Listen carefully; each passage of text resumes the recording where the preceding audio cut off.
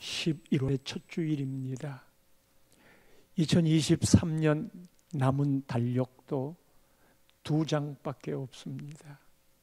11월과 12월 이 둘 사이에는 교회력으로 아주 중요한 분기점이 있으니 교회력의 새해는 12월 25일이 성탄절인 바 이 성탄절을 기대하고 기다리는 예수님의 첫 번 강림을 기다린다 하여 대강절 또는 대림절이라 하는 바, 그때부터 교회는 새해가 시작되는 겁니다.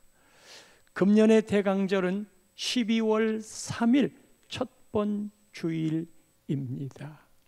그렇기 때문에 이 11월이 교회력으로는 마지막 달입니다. 이 마지막이라는 의미 속에는 작년도 12월 첫째 주부터 오늘까지 11월 말까지 보낼 그 1년의 한 해를 하나님 앞에서 교회력이니까 정리하고, 그리고 내년도를 기약하는 이 한 해의 결산의 시기가 11월입니다.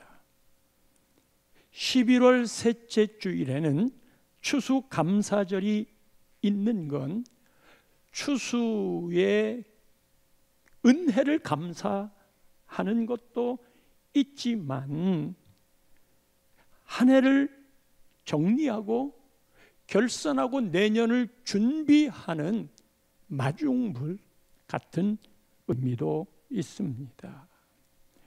이 한 해를 정리하고 새해를 출발하는 일에 신앙적이고 교회론적인 고백은 언제나 하나님을 기억하는 감사입니다. 그래서 11월 셋째 주일에 추수감사가 있고, 이 감사는 신앙인의 정점의 부분을 향하여 가고 있는 바, 월삭 새벽 때도 이야기했어요. 이 11월 한 달은 우리의 주제가 오롯한 감사라고. 사랑하는 성도 여러분, 여러분들의 입술에, 여러분들의 삶에 이 한 달 동안에는 끊임없이 감사의 찬송이 여러분의 가정과 직장과 나눔의 교회와 이 민족 위에 감사의 합창과 하모니가 가득하기를 축원합니다. 이 감사의 이야기가 나올 때마다 오늘 읽어드린 이 본문의 이야기가 늘 자주 등장하여 여러분 많이 들었으리라 생각합니다. 추수감사절의 주인공이 오늘의 본문의 주인공입니다. 예수님이 예루살렘으로 가시는 길에 나병 환자 10명을 만납니다. 전염성이 있기 때문에 사회와 격리되어야 하고, 사람의 가장 큰 고독함이 외로움입니다. 사람이 사람과 더불어 살 수 없는 게 얼마나 큰 저주 같은 겁니까? 그러나 전염병 때문에 격리될 수밖에 없었으니 그들의 그 외로움을 달랠 건 같은 나병에 걸린 사람들끼리 만나는 일이에요. 이미 걸렸으니까 그리 간다 한들, 한 10명이 함께 있다는 것은 바로 그들의 이 고독함과 외로움을 서로 사슴처럼 등기대며 살아가고 있는 사람들이었습니다. 전염성이 있기에 12절 보면은 예수님께 가까이 오지를 못했어요. 오늘 본문 12절입니다. 그리고는 예수를 만나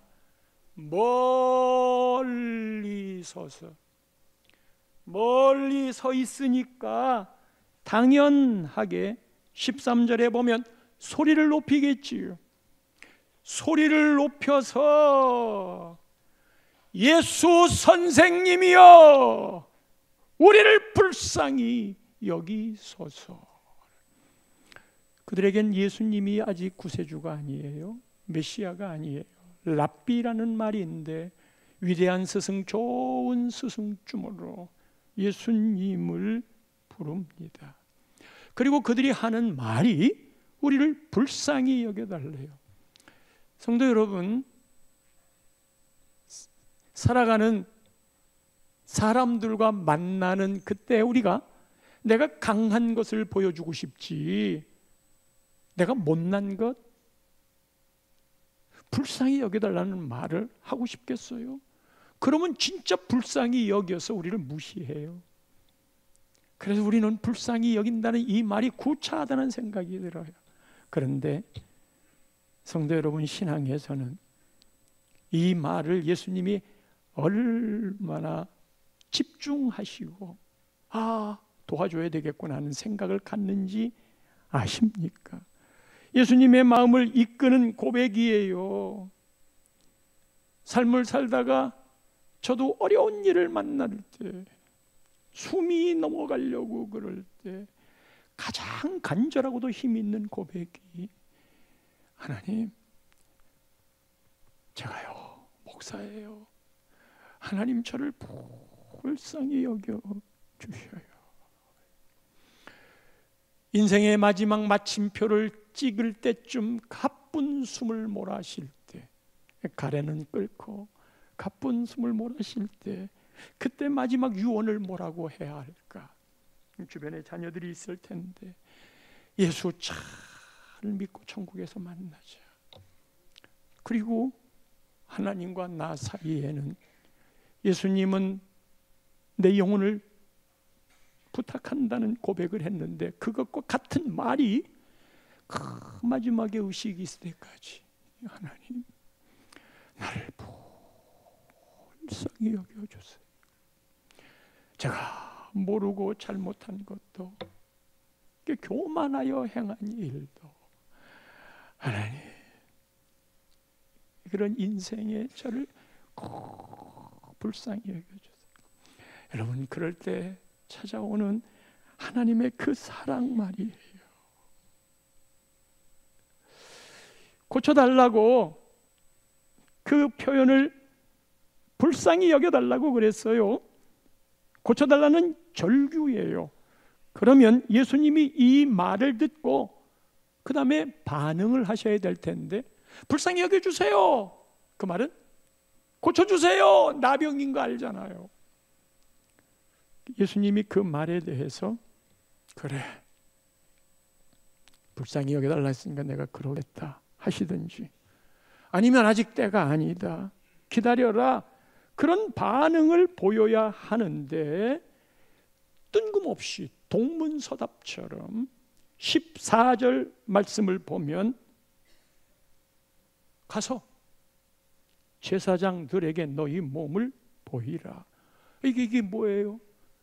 고쳐주시든지 기다리라고 하시든지 못 고치겠다고 하시든지 그냥 아무 설명 없이 가서 제사장들에게 너희 몸을 보여.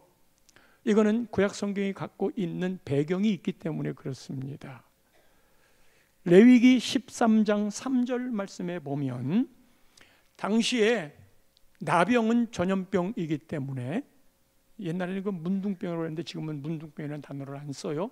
비하하는 말이 되어서 그거를 진단, 성경은 진찰이라고 그랬는데, 누가 하느냐면 의사가 하는 게 아니고 제사장이 했어요. 제사장은 그 피부의 병을 진찰하는데, 환부의 털이 휘어지고 환부가 피부보다 우묵하여졌으면 이는 나병의 환부인지라 제사장이 그를 진찰하여 그를 부정하다 할 것이에요. 그래서 제사장이 최종적으로 당신 나병이야, 그러면 격리되는 겁니다. 이게 낫는 게 거의 없는 일이지만, 낫게 되면 이제 사회로 돌아가라 하는 걸 판정해 주는 게 그것도 제사장이에요. 그래서 보고 정말 나았네 했을 때는 그를 깨끗하다 하여 사회로 보내는 거예요. 그러니까 예수님이 제사장에게로 가라고 한 이 뜻은 뭐예요? 여전히 병이 있는데 그 판정을 받은 상태인데 제사장에게 가라고 이야기하겠어요? 제사장에게 가라고 하는 그 말 자체에는 너희들이 나았으니까 가서 제사장에게 보여 주어라 라는 말이에요.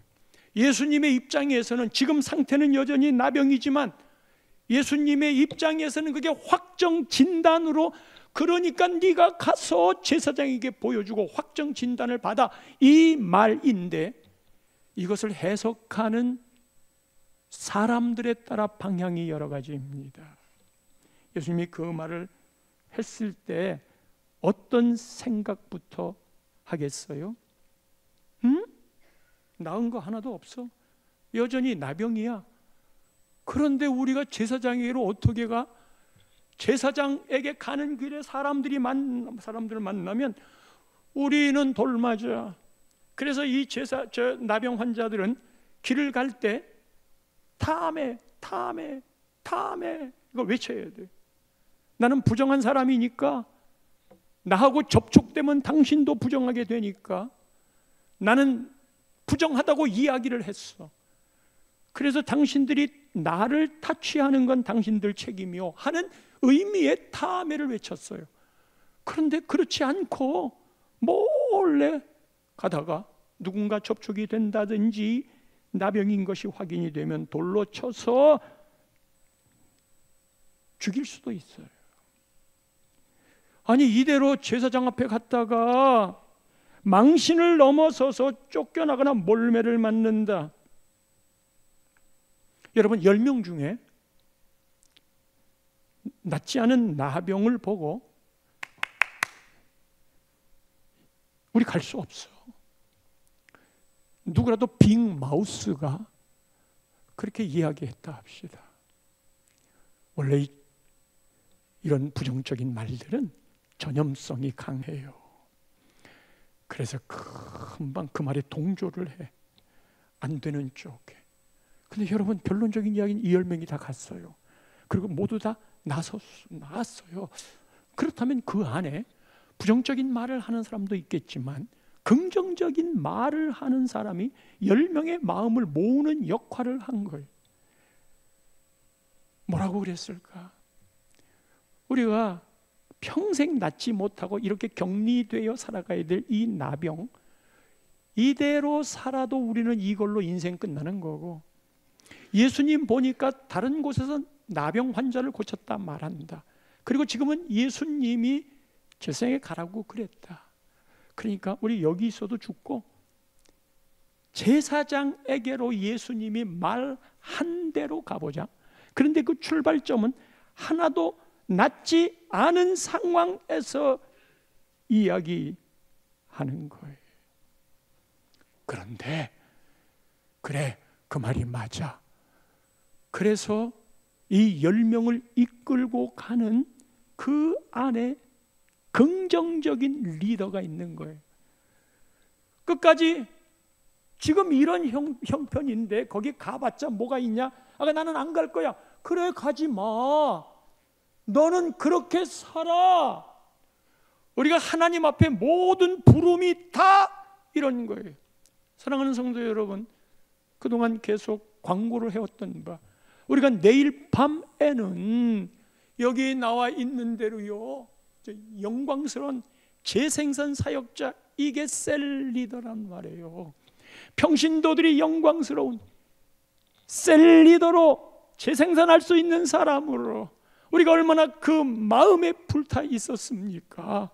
그것을 세울 수 있도록 하는 이 일, 그리고 내일 스태프들만 이 두 날개에서 하는 건 얼마나 정성스럽고, 그리고 거기에 얼마나 기도를 많이 하며 찬양을 많이 하는지, 같이 묻혀 있으면 우리의 영이 막 타올라요. 이 강사님을 우리가 모시려고 해도 못 모셔요.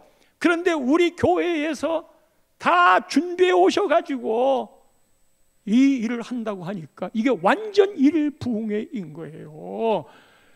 그리고 우리가 그동안 놓쳤던, 코로나 시절에 4년 동안 놓쳤던 이 일들을 다시 불일 듯 일어나게 하는 그 일인데 이곳에 오는 모든 청중들은 그 마음을 가지고 목회자나 성도들이나 도날개의 마음들은 부흥을 꿈꿉니다. 거기에 성령의 역사가 나타나고 그리고 그 일을 위해 뜨거운 찬양, 언제나 그 찬양 속에 우리가 그 찬양을 배워야 돼요. 배운다는 건 가사, 곡을 배운다는 의미가 아니고 저 찬양을 하는 그런 자세들 말이지요. 어설피해서는요 현상 유지는 돼요. 거기 가봐도 우리 다 알아. 도날개 다 알아. 뭘 알아? 뭘 알아요? 아무리 외쳐도 자기가 갖고 있는 그 선 안에 다 판단을 하는 거야. 왜 가지 말자, 안 가도 돼, 그 생각을 하면 핑계거리는 수십 가지가 나와요. 너 직장 안 끝났잖아. 직장 해야지. 반찬하세요. 조퇴하세요. 충분한 가치가 있어요. 저녁 차려줘야 되는데 미리 차려놓으세요. 그 일이 핍박이라면 핍박 받으세요. 우리 교회에 사는데 우리가 다 차 타고 다른 데를 갔는데 우리 교회에 사는 거예요. 이럴 때 긍정적인 빅마우스가 우리와 함께 가자. 그런데 여러분, 이런 일에 이끌어 갈 수 있는 긍정 마인드의 영향력이 누구에게 있는 줄 알아요? 첫째는 셀 리더입니다.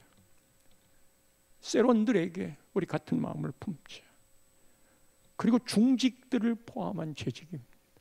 재직들이, 특별히 중직들이 왜 세웠냔 말이에요. 같은 말, 같은 마음, 같은 뜻, 같은 열매를 맺도록 세웠는데 왜 이런 데에 마음을 쓰지 않는가? 아직 지나지 않았기 때문에 마음을 썼는지 안 썼는지는 아직 몰라요. 그 결과를 말하지만 모두 오세요. 이날은 우리가 도날개를 하면서 백지전도를 했잖아요. 이 백지전도는 예전에는 종이를 가지고 하나님과 사람이 이 거리가 멀어졌습니다. 쫙 피고 그러는데 지금 이게 모두 모바일로 다 만들어졌어요. 그날 그거를 다 하는데 전교인이 다 했으면 좋겠어요. 그래서 언제나 전도할 수 있는 도구를 핸드폰 안에 딱 잡아놓고 만나는 사람에게 기회가 될 때마다 이야기할 수 있도록, 그리고 그날 큐티할 수 있는 셀 라이프를 이미 400권을 보내왔어요. 그날 오신 모든 분들은 전부 11월, 12월 셀 라이프를 다 선물할 거예요. 10명 중에 누구라도 가지 말자 그러면 그 은혜 없었어요. 그래도 누구라도 우리 가보자. 여기에 하나님의 비전을 따라 우리 영혼을 세우는 그 잔치가 나눔의 교회에서 이루어지고 있어. 7시 반인데 7시쯤부터 찬양이 시작되니까, 그리고 오시는 손님들에게 주차 문제, 식사 문제 잘 대접을 하고요. 대접에 머물지 말고 모두 대접 끝나면 와서 예배를 드리세요. 말씀을 드리세요. 찬양 속에 같이 묻히시고 기도 가운데 같이 묻히세요. 가는 게 일이었어요. 그리고 가다가 10명이 다 나병이 나았어요. 간 그것이 믿음되어 깨끗함을 받았습니다. 나병인 상태에서 순종을 했습니다. 예수님이 가나의 혼인잔치를 첫 번째 기적으로 베풀었는데 포도주가 떨어졌어.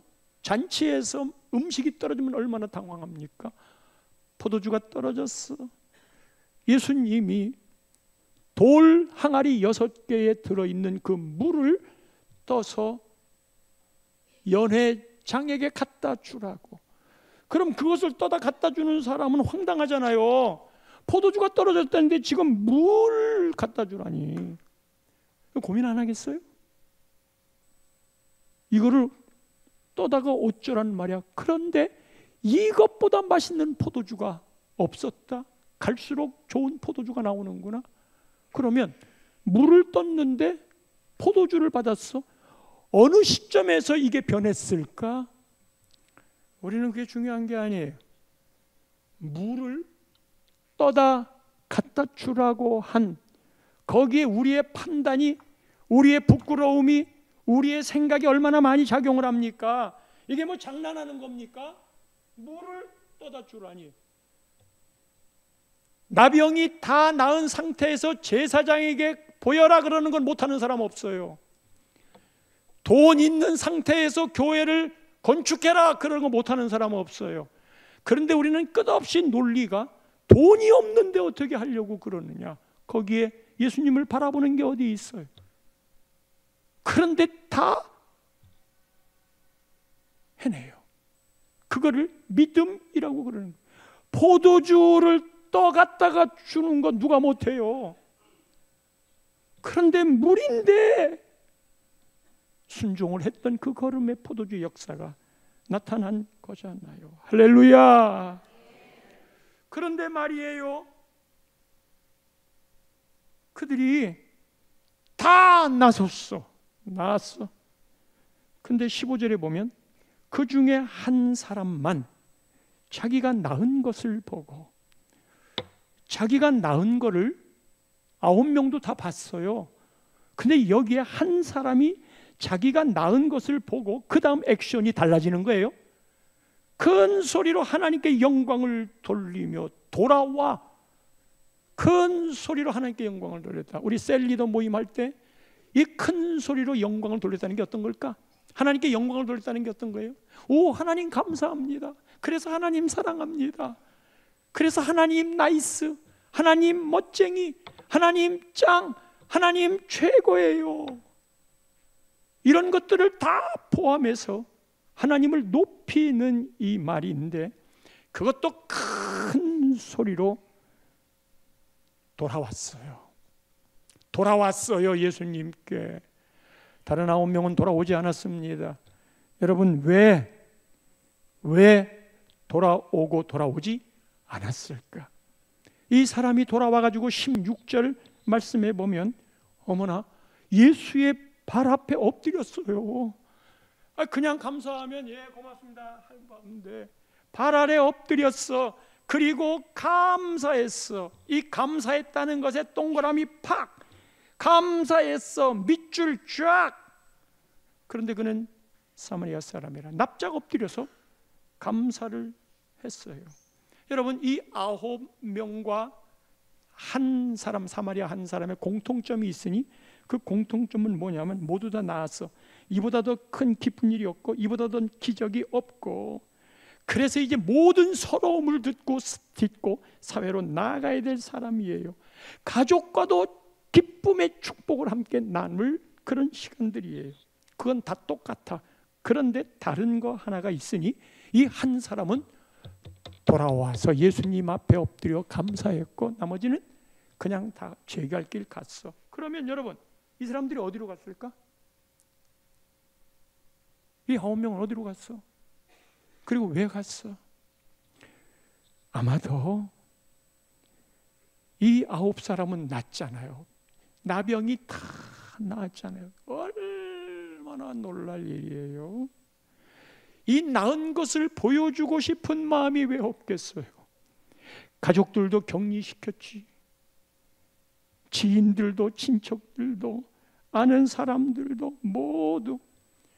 어쩌면 옛날에 결혼하기로 약속했던 애인도 나병이 걸리니까 결별을 선언했을 거예요. 그런데 지금 나았어. 지금까지 서러워서 못 살았는데, 아니 그리워서 못 살았는데, 아니 쫓겨났기 때문에 내가 한이 맺히고 하늘을 향해 원망을 했는데, 너무나도 놀랍게 변해버린 자기의 증명. 그래서 옛 애인에게로 즉시 가가지고, 한때는 그리웠던 사람이지만 네가 나를 찾지? 그런데 내가 다 나았다. 가족들에게도 기쁨을 주는 그리움, 서러움이 다 모여 있을 거예요. 그러나 이 한 사람만큼은 나를 고쳐준 분이 누구인가? 내가 예수를 만나지 않았다면 나올 수 있었을까? 예수를 만나서 나았다. 그렇다면 그렇게 낫게 해준 분에게 내가 해야 할 일이 있지. 주목할 대목이 하나 있는데 13절에 소리를 높였어요. 13절에 소리를 높였어. 그리고 소리를 높여 우리를 불쌍히 여기. 15절에 큰 소리로 했어요. 병이 나아 영광을 돌리는 말이에요. 이 큰 소리는 우리를 불쌍히 여겨주세요. 얼마나 간절했겠어. 그 큰 소리가 나올 수밖에 없어. 그런데 하나님께 영광을 돌리는 이 한 사람도 큰 소리로 하나님께 영광을 돌리는데, 여러분 이 두 큰 소리 중에 어떤 게 더 쉬운 줄 아세요?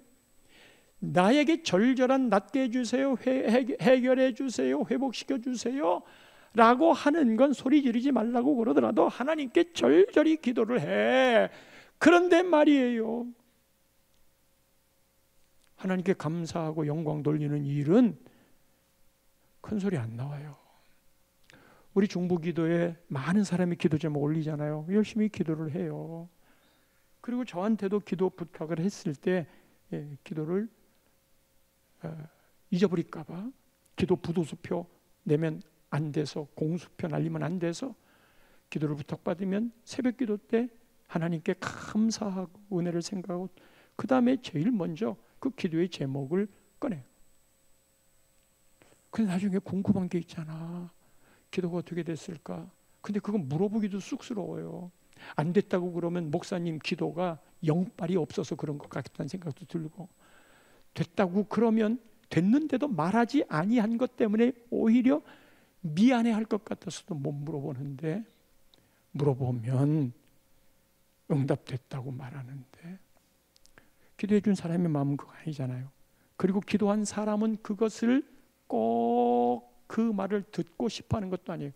중보기도 팀들이 기도를 할 때 우리가 기도를 해주어서 응답됐어를 받고 싶은 거 아니에요. 그런 마음 받고 기도를 하는 거면 하지 마세요.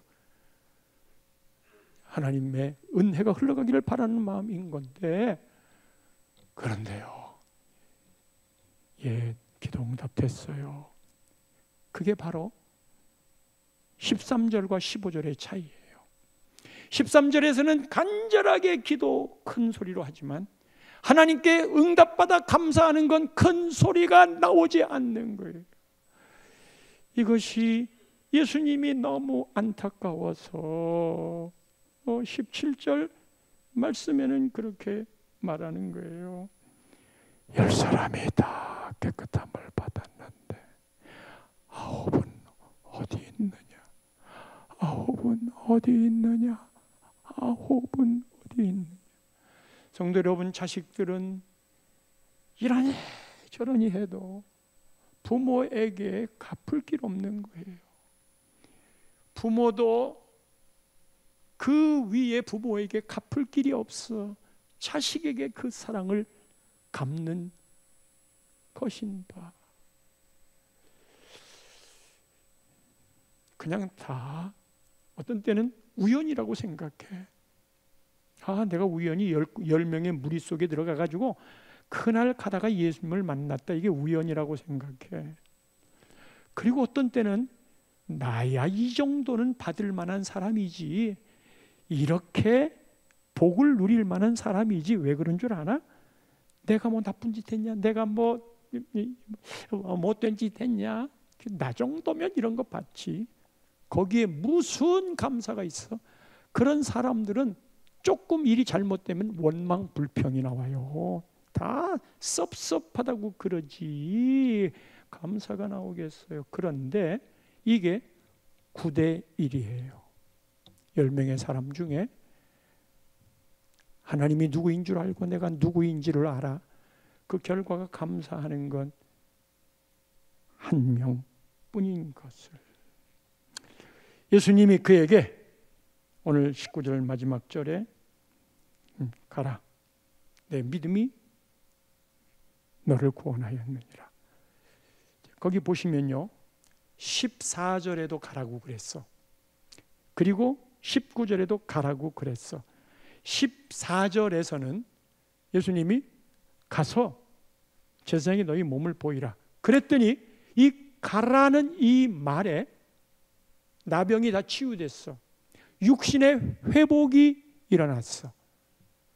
그런데 19절의 가라는 한 사람에게만 이야기하는 가라예요. 이 19절의 한 사람은 다시 돌아와서 예수님께 엎드려 감사를 하고 하나님께 영광을 돌린 사람, 그 사람에게 붙여진 이름은 내 믿음이 너를 구원하였느니라. 그러니까 감사할 줄 아는 사람, 감사할 줄 아는 사람은 다시 예수님에게 돌아온 사람, 예수님에게 돌아온 이 사람에게 예수님이 내 믿음이라고 붙여준 거예요. 그러니까 이런 거예요. 앞에 14절에서의 가라는 다 치유를 받았어. 이거는 믿음하고 연결이 안 되는 거예요. 물론 순종해서 간 걸음도 인정해 줄 수 있지만 그거는 육체를 낳은 거예요. 근데 이 한 사람은 하나님께 영광을 드리는 영혼의 회복이에요. 이 영혼의 회복, 즉 감사하는 게 영혼의 회복을 이루는 믿음이라고 인정해 준 이것이 예수님께 돌아와 감사한 일이었고, 이것을 믿음이란 말하고, 이 믿음이 너를 육체와 영혼으로부터 구원하였느니라, 자유케 하였느니라, 해방되었느니라, 회복되었느니라, 축복하노라. 할렐루야. 감사로 그 복을 11월 내내 누립시다.